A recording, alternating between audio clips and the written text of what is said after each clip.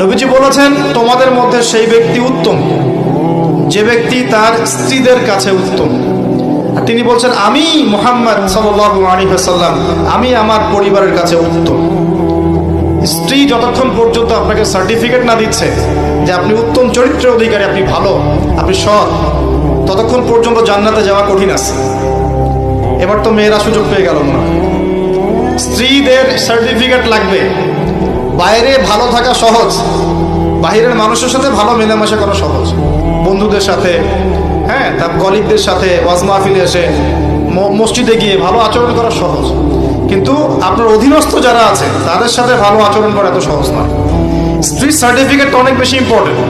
এই কারণে যাদের স্ত্রীরা সার্টিফিকেট দেয় যে আমার স্বামী ভালো, আমার স্বামী সৎ, আমার স্বামী দানশীল, আমার স্বামী ভালো চরিত্রের মানুষ, ইনশাআল্লাহ তাআলা এই ব্যক্তির জান্নাতে যাওয়া অনেক সহজ হয়ে যাবে।